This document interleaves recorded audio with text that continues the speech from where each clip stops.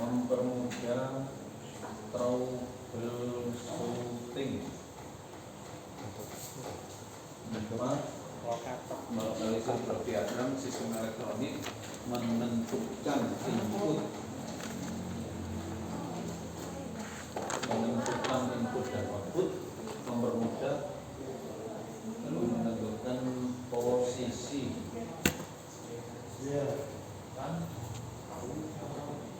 input output, mempermudah troubleshooting, kemudian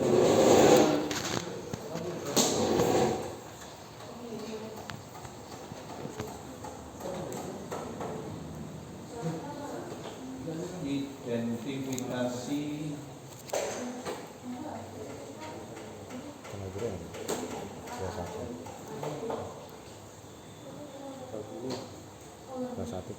komponen. Ya. Yang akan kami mau maksudkan, jadi ketika panjenengan belajar suatu PCB yang sudah jadi dalam suatu industri, jadi ternyata nggak main-main, di industri itu ada sistem dan style atau gayanya. Kita mencoba seperti ini dulu, materi ini. Misalnya taruhlah ciri khas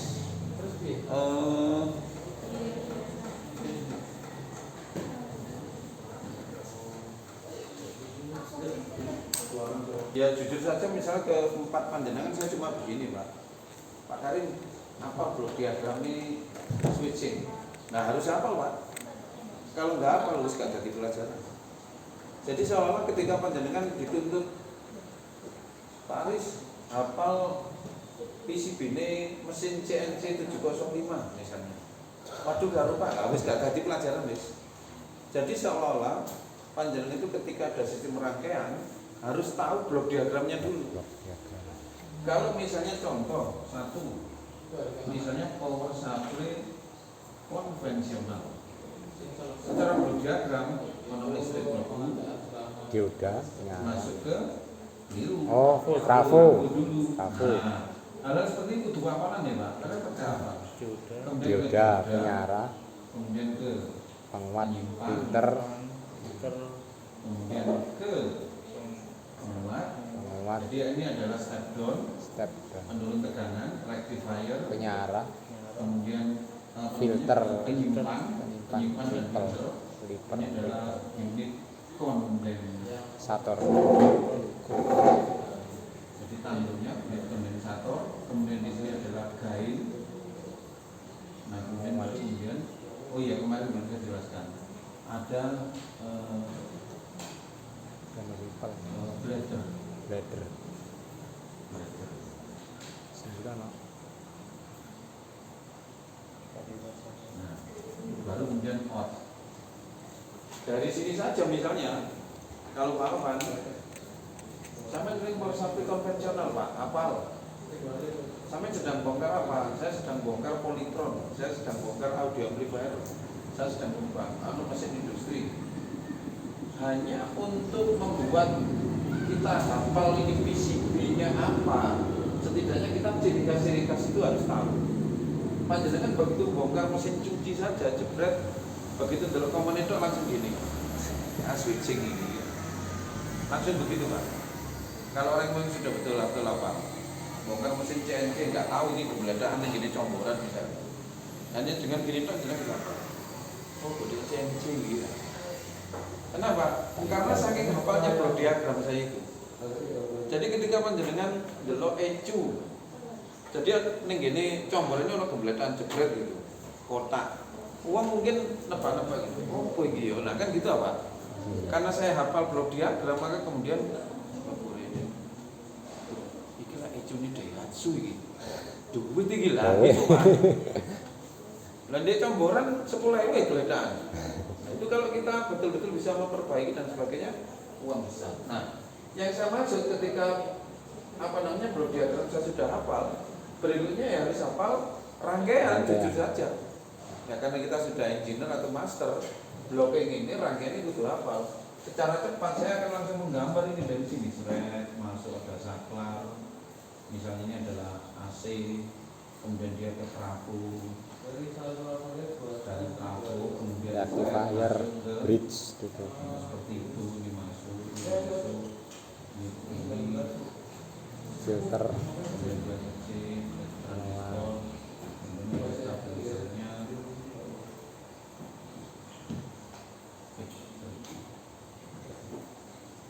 kemudian ada elbow-nya, kemudian di sini ada turun, ada potensinya, kemudian di sini keluar ada bladdernya, seperti ini kira-kira saya. Ini kalau dibagi-bagi kan begini Pak.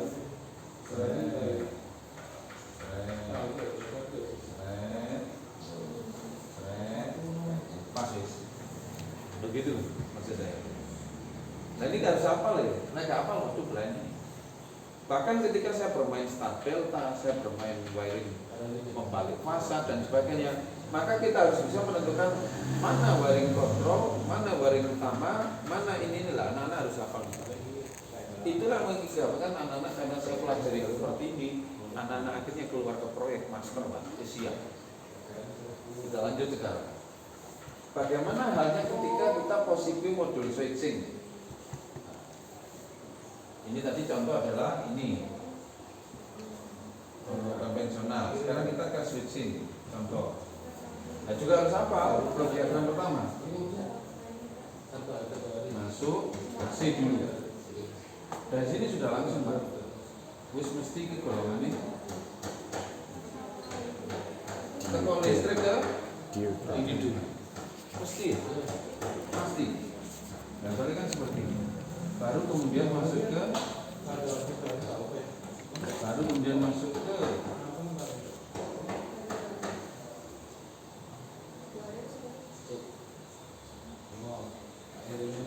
baru kemudian di sini masuk juga ke lagi. Baru kemudian di sini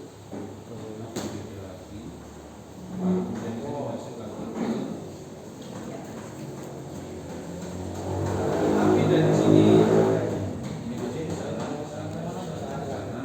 kemudian dia masuk ke sini.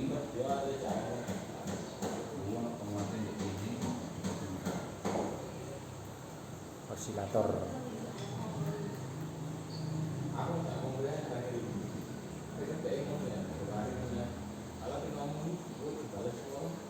OSC.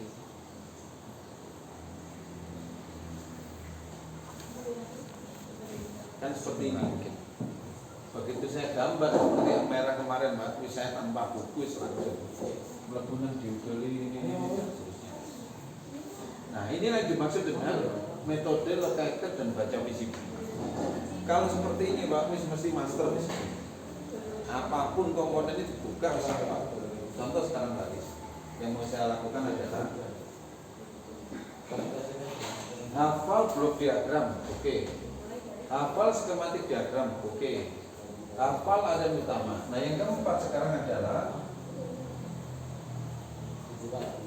ini paham.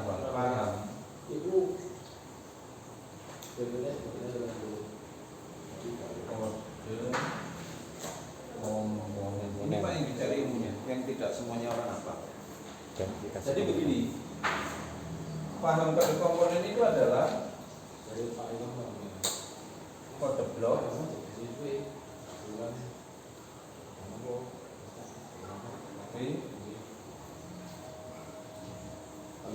blok diagram, kedua kode komponen,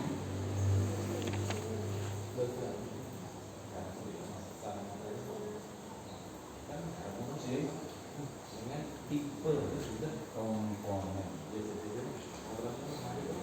Sekarang begini Pak caranya.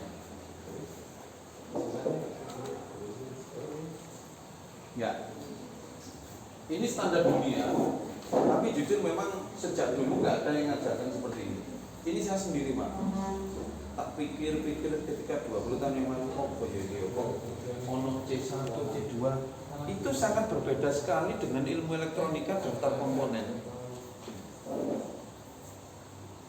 TV. Wah, itu sudah potong nih, gak lurus. Karena kos loh. Sebabkan masuk barang besok-besok. Nggak apa-apa, nggak apa-apa. Oh, ini berguna ini masuk ini. Ilmu ya. Nggak apa-apa. Ini kan rusak karwane. Yang mau saya maksud begini teman-teman. Contoh ya. Pertama begini teman-teman. Kalau ada blok diagram, maka blok diagram ini oleh industri dinomori urut-urutan blok diagramnya. Contoh, alirannya dari mana listriknya? Nomor 1 dari sini. Ini kita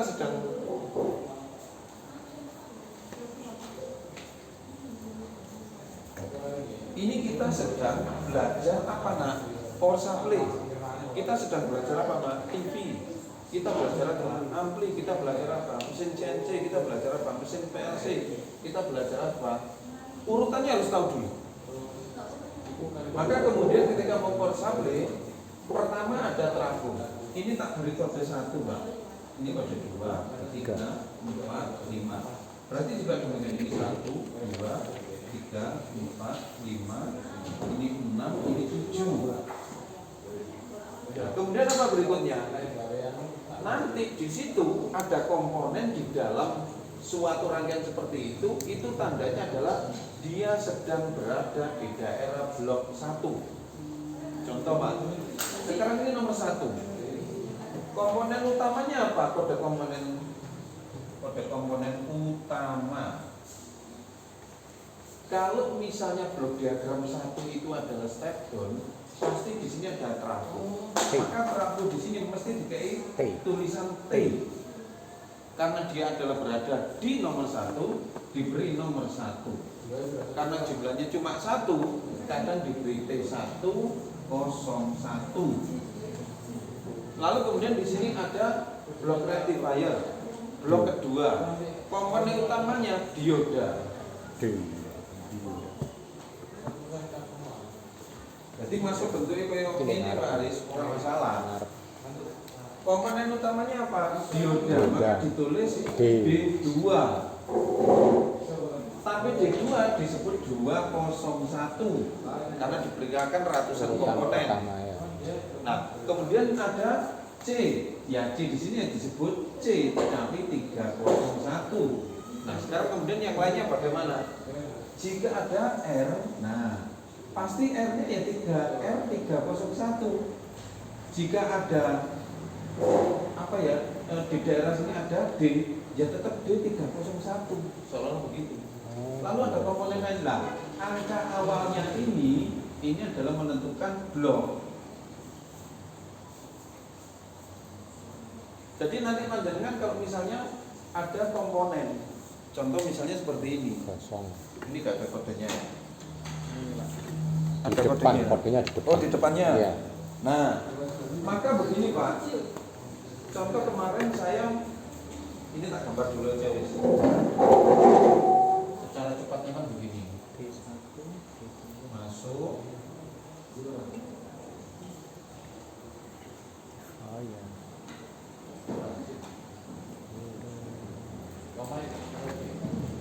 Dari sini kemarin kan ke trafo ya. Iya. Jadi kan seperti ini. Ke trafo, ke Transistor, osilator. Ini ada IC, apa namanya? Osilator. IC. Osilator. Kemudian dia masuk baterainya. Dari sini diberikan ini masuk ke sini, lalu ke negatif. Seperti ini. Toroidnya. Toroid dioda. Kita tengok begini Pak. Kita mau menamakan ini ya 1, 2, 3. Jadi pabrik itu dalam menamakannya begini. Ini siapa yang menemukannya jujur Pak? Tahunan yang lalu. Ini D blok ke-1 berarti D1. Maka disebut di sini misalnya kuprom ini disebut D101. Tapi tentu ini adalah blok 1. Tapi dikit kolom C dikit nol Pak. Ya berarti kalau gitu ada C, kodenya juga 1 karena dia kolom ke-1 ya 101. Tapi dikit nol lingitan Pak. Misalnya ya disebut dengan L. L-nya ya L101. Tapi konten tinggi ya berarti 102, 103. Itu maksudnya. Maka kemudian contoh, ini sebagian dan sebagainya. Misalnya saya ketemu di sini, ini Pak Arif, ini adalah kodenya C, di sini misalnya C, dia blok keberapa ini? Ini kepunyaan osilator. Maka di sini kemudian C ini disebut dengan C701. Kering apa ini? Pak Aris Pak, dulu pernah kursus di sana. Saya sedang membongkar mesin ini Pak. Kasusnya dia itu ada televisi, dia cuma nyala merah, gak bisa start. Ingat rangkaian osilator Pak. Ingat Pak, osilator itu kalau di switching dia dipakai untuk men-trigger basis supaya basisnya dapat men-trigger kolektor dan emitornya secara cepat, lalu dia menggerakkan trafo supaya keluar tegangan. Nah kan gitu apa? Cari Pak. Orang ngerti aku Pak, nunggu akeh dek ini. Maka panjenengan harus tahu urutannya dulu. Osilator itu kode keberapa di dalam mesin itu. Tapi aku gak ngerti Pak, angka kayak wajar. Tapi jenengan kan tahu urutan kita kok soket kabel masuk, nanggone diode, nanggone elko, nanggone trafo, moro nanggone osilator. Nah, di situ ada IC. Maka jika di situ ada IC, mesti IC itu komponen utamanya. Kalau di IC ini metu rambut-rambut gak karuan kayak ini misalnya. Macam-macam komponen buah kayak ini. Yang jadi patokan komponen utamanya adalah blok diagram itu. Maka IC itu disebut IC 701. Maka seluruh komponen yang berawalan 7 pasti kepunyaan osilator. Jadi Pak Arif seseorang usah ngukur barang, barang ini, sehingga kita ukur sendiri ya. Sing diukur dikini. Lah apa sih bisa diukur? Kasusnya apa? TV ini gak setat Pak, nyala merah. Osilatornya gak kerja. Lah pengukur dioda. Lah pengukur output. Lah pengukur ini itu. Berarti harus mengukur osilator. Osilatornya kode ke berapa? Di situ ke-7 Pak. Maka seluruh komponen di sekitar IC itu pasti awalannya sama dengan awalan kode IC. Tapi ini bukan tipe loh Pak ya. Beda loh ya. Bukan tipe. Kalau tipe adalah nomornya IC, maksudnya komponennya. Tapi kalau kode adalah angka awal penomoran dalam PCB. Nah, gitu loh Pak. Bagian blok. Makanya akan cepat sekali seseorang akan mencari seperti itu. Nah, itulah yang mengakibatkan misalnya akhirnya begini Pak.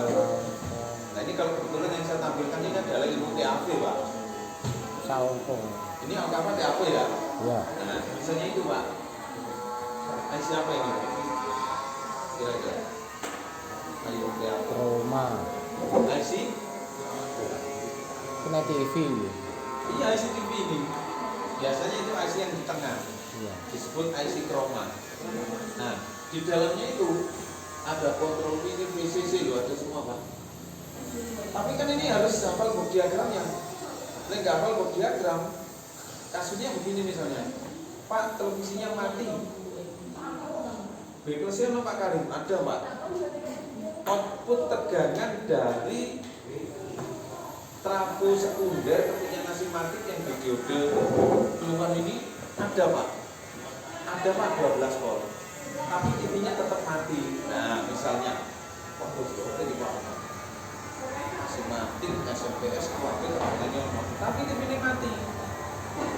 Kontrolnya Syarat IC. misalnya televisinya harus hidup, dia harus menghidupkan sinyal yang ada di playback.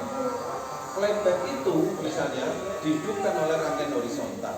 Horizontal itu harus diswitching oleh rangkaian osilator. Osilator itu berada di dalam IC ini. Lah IC ini kemudian tolong dicari yang mana? Dicari Pak, horizontal output. Nah ini namanya. Output. Ini tadi saya buka ngawur dulu. Padahal nemu. Tapi dia tidak memberikan namanya kode. Horizontal output itu adalah kaki ini. Kita urut Pak PCB-nya. Melebur ini. Dan ini. Lu kan gini R kilo itu. Nah misalnya melebur ini R546. Ceker nih R546. Jadi sehingga to the point. ketika kita mau mengajak sesuatu golek ono blok horizontal.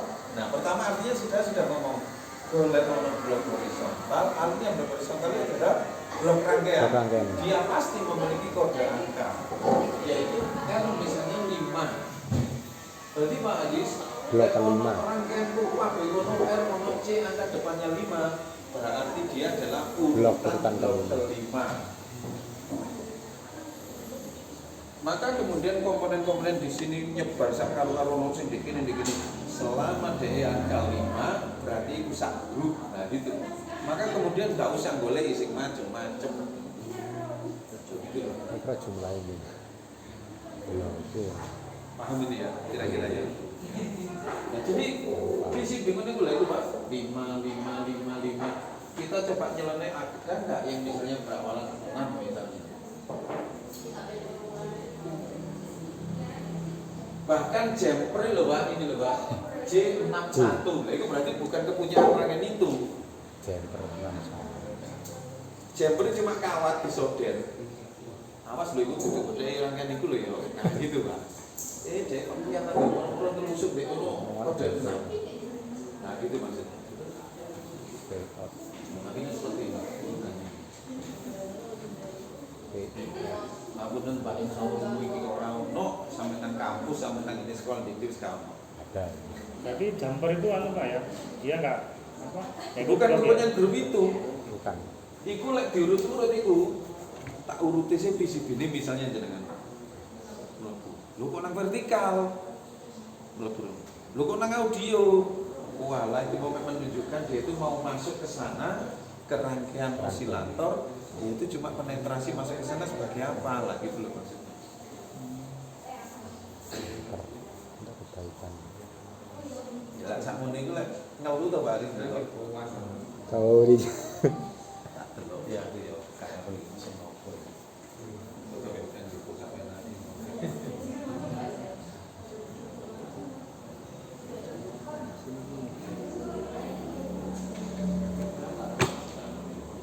Kenapa nap? Ini kalau saya langsung begini Pak. Pertama satu menentukan. Iki ono saklar ngene. Terus iki ono kabel pita apa? Data. Saya langsung menunjukkan. Oh ini DVD. Begitu DVD saya langsung menghafalkan blok diagram. Turut-turutan ya, maka ketemu saya. Ini kok mesti gini. Kode-kode bloknya persis bagian ini angka depannya sama. Secepat itu Pak.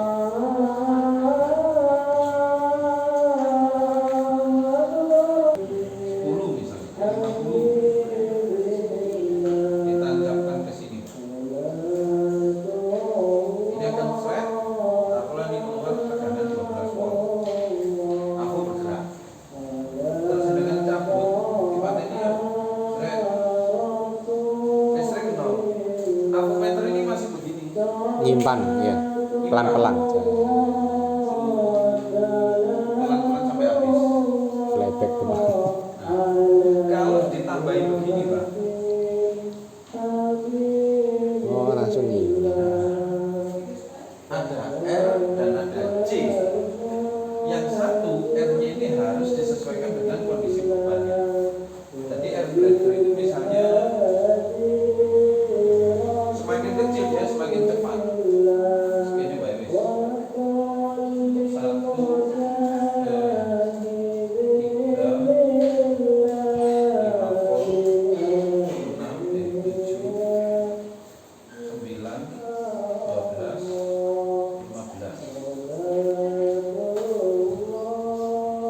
Kalau 12 volt, gampangin itu nilainya adalah 1K2. Kalau 15 volt, 1K5 atau 15 apa namanya? 1 kilo 500 ohm. Kalau 9 ya berarti 1 kilo. Kalau ini 680 ohm. Kalau 5 volt ya berarti 560 ohm. Kalau 3 berarti ya 370 nilainya ini. Untuk itu rata-rata adalah 104 atau 100 nanofarad. Maksudnya itu begini, pernahkah misalnya Pak Aris mateni sound system Pak, apa namanya, powernya. speaker aktif di rumah, jedek, listriknya dipateni, suaranya handphone semua dung dung dung dung dung. Masih nyimpan ya. Tapi kalau dipasang ini dipateni dung, kan langsung habis. Tujuannya mempercepat pengosongan power supply. Mesotkan, Bukan disotkan tapi dihabiskan. dihabiskan oleh beban. beban. Kalau misalnya ini dilepas Pak Aris, ini nggak ada. Lalu kemudian Pak Aris bikin ini kayak gini. Lete muruk. Dipateni, jelek. Muruk. Listriknya dicabut sih muruk Pak. Udah sampai 1 menit ini udah hilang. Tapi kalau output listrik power supply dengan KR senilai itu, lalu diberi C, nyut langsung habis. Apa bahayanya? Terjadi listrik PLC. Matikan sistem konveyor berjalan dulu ini Sisa. Masih ada sisa. terus gelar itu mati yo mati, melaku yo melaku lah itu ini listrik kan. Coba kalau misalnya power supply itu masih bekerja, masuk lu PLC orang mati, nggak boleh. Maka dibutuhkan namanya blender. Jadi blender itu adalah output rangkaian plus dan minus diparingi R diparingi C, ya sudah gitu Pak. Langsung disortir seperti itu. Tapi jangan kekecilan. Obong. Kalau kekecilan terbakar dia R-nya. Nah ukuran normalnya seperti itu. Kenapa saya bisa seperti itu Pak Dari? Misalnya KUA 375/60. Apalannya begini, resistor yang ada di pasaran itu berapa? Itu yang kita tulis, yang mendekati dengan voltnya. Kayak ini, 330 ohm. Apa ono resistor 350 ohm? Gak ono. Gak ada 330. Karena di pasaran adanya 330, ya kayak nona gini 3 volt. 5 volt, apa ono 570 gak ono. 600 ya gak ono. Kayak ono itu lah gitu maksudnya. Ada apa resistor 1 kali 5 ada Pak ya kayak nona gini 15 volt. Itu kira-kira. Kemudian untuk wattnya Pak, itu menyesuaikan arusnya juga Ya, atau menyesuaikan arusnya? Tapi sebetulnya kalau hanya untuk pengosongan taruhlah R setengah apa cincin-cincin kan wis cukup. Cukup. Karena itu mengkonsletkan. Konsletkan ya. Ini langsung dibuangkan ini minus zero ini. Iya. Plus minus begitu dipasang surat langsung Iya. sesuatu listrik yang begitu dibuang ke tanah wis langsung hilang. Tujuannya apa? Disebut dengan rangkaian ladder atau disebut rangkaian pengosong. Kosong. Dulu saya begitu di sound system itu begitu saya matikan jelek. Mau rapat gede testing 1 2 3 dundang.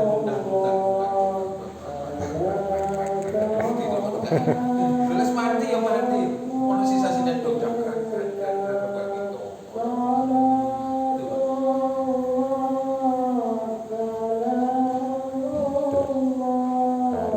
Kepingin lebih cepat, resistornya diperkecil.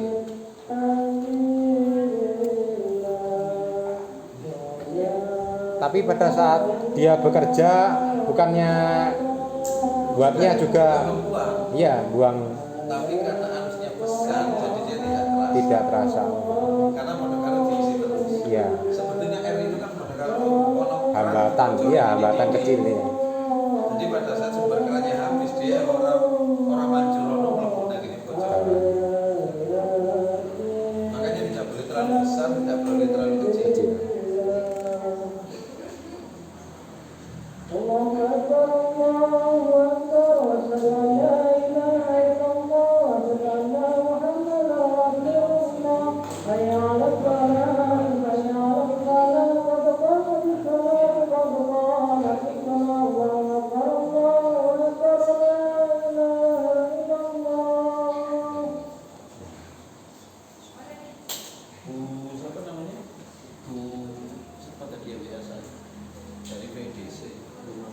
Bu Novi ya. Katanya mau apa? Mau kunjungan, iya. Cuman kok Senin? Lah ya itu. Kita suruh besok ya belum. Lah ya itu. Lah kita kan cuma tanggal kita 18 sampai dua pinter. Kan cuma besok namanya tuh. Iya. Nanti mah gitu. Ya Senin suruh apa? Lihat ini Senin apa? Saya juga sudah pasti survei.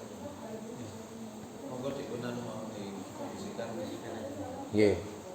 Tapi udah ya. Saya terakhir itu besok.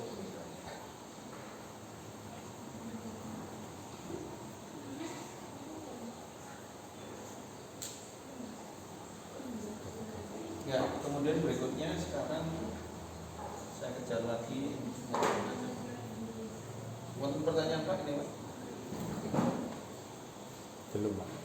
Ya, ini penting sekali teman-teman karena ini adalah ilmu praktikum industri yang memang tidak ada di kampus. Oh iya, kalau yang itu Pak Van, yang anti storing kemarin untuk nilai-nilai induktornya itu ada ya sama seperti ini nggak, misalkan kalau tegangan sekian itu kita pakai induktornya berapa? Oh iya, jadi sebetulnya dia C-nya. jujur saja kalau untuk menghitung nilai induktansinya saya sudah lupa Pak. Jadi artinya jujur sudah jauh memang, sudah lalu-lalu. Cuman di pasaran itu sekarang sudah tersedia paten. Oh, paten. Jadi dia bermain bukan bermain Henry ini dan sebagainya. Memang secara bagus dihitung mikro Henry beritanya. Tapi kalau di lapangan itu sekarang itu bermain ampere. Ampere Kalau watt. di mobilmu berapa watt? 300 watt. Tegangannya piro? 12, 300 bagi 12 sama dengan sekian ampere. Watt ampere. Oh, sudah ada apa storing ya? storing. Sekian ampere gitu. Adiomu dulu berapa? 60 watt. Tegangannya piro? 12. P sama dengan P kali I. Maka 60 dibagi 12 dapatnya 5. Itu kok nanti storing yang 5 ampere lah. Cuma begitu. Jadi tolong teman-teman juga P sama dengan P kali I itu lebih baik ditempel noleng tembok. Nah itu Pak, tempelnya ke tembok mau. Bisa tadi mau dibangun bocah lalu terus ngomong ini ngocep tangan tempelnya tembok Pak wis.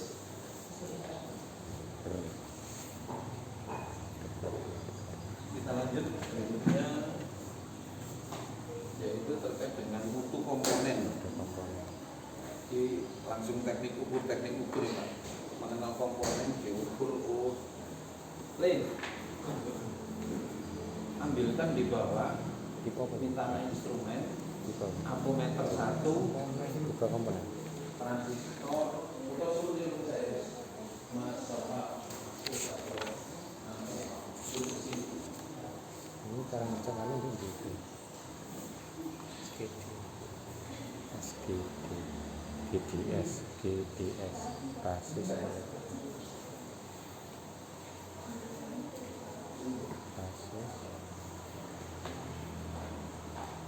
saya kok dia Pak Rizal kudu kalau sama ini kena kayak itu lah. Orang elektro itu perlu belajar lagi. Orang elektro itu rata-rata malesnya itu ya karena hafalan simbol dan wiring Pak. Jadi ketika orang masuk dunia elektro rata-rata mahasiswa itu malesnya mekani. Iya. Tapi memang kalau sudah hafal Ya. jualan Pak karena dasarnya kuat gitu. Loh tak pikir saya itu kuliah baru taruhlah 12 tahun yang lalu saya. Tapi keilmuan ini semuanya saya dapatkan dari Di lapangan malah. Iya, Ya. di lapangan. Di lapangan. Dasar-dasar SMK. Sebelum kuliah saya itu orang-orang kok asli kuliah sekarang. Soalnya lembar ijazah itu. Ceritanya begini, saya mau melakukan pengukuran. Saya berdoa